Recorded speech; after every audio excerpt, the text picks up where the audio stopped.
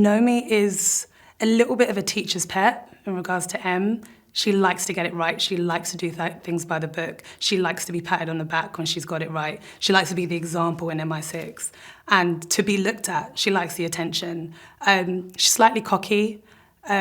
She is very honest, very straight up, a little bit awkward in places. There's really nice scenes of her just saying things at the wrong time or just being overly confident and people not really quite knowing how to react to her, which I think is quite nice. And just as probably one of the only few women, and also women of colour in MI6 and in the 00 programme, she just holds her own and she just doesn't feel any way to be big and bold with all of her decisions.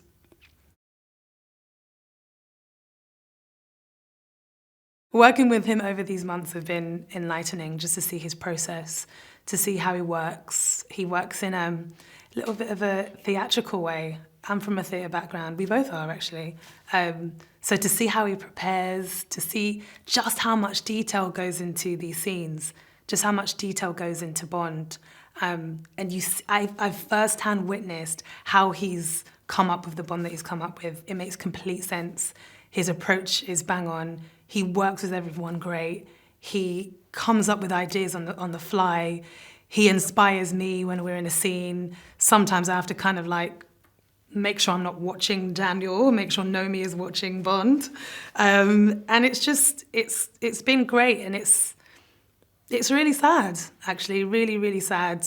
Today, literally, as we're filming this, is the last day, and it feels like the end of an era, but at the same time, it feels like an exciting moment for him because he's really, really done British cinema proud.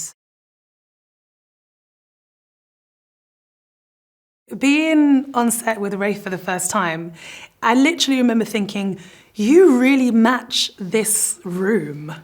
You match the Chesterfield sofas and you match the colour on the walls. Everything is just so grand and classy. He brings such an elevation to every single scene. He lifts it with an air of grace, and he is just like a proper gentleman. The women that you see in this movie will very clearly reflect the kind of women that are in the world today. You see different levels and facets of strength, whether that's someone being in charge of themselves, working it out, not being so confident, having to work it out, having to code switch at work, being a woman in the workplace. All of those things are things that we don't always get to represent, and it's nice that to top that off, the women are all themselves authentically in their own right, and they're not being picketed against or with each other at all. They're just being themselves and being badasses at that. Featurettes is, she very much focused on the fact that we're in a Bond movie. We need to make iconic looks, do you know what I mean? She knows how to make an iconic look. She knows how to create an ensemble that will make you feel like when you look back in 10 years, that was definitely of the year, but it was definitely of the character. So everything's current, but also very shaped to who you're creating. What I'm wearing right now is all 100% created by her brain. Every single last bit of material, everything that was sewn, it was all from her brain. Nothing was, bar the shoes, nothing was shop bought. Everything was literally laid out and sewn, handcrafted. And I think that she really enjoys playing and manipulating materials to accentuate parts of your body and to also make it feel like you're not doing anything for show. So none of this is fashion, it just happens to look good. I think the producers do a really good job at ensuring that they're reflecting the world that we're in right now.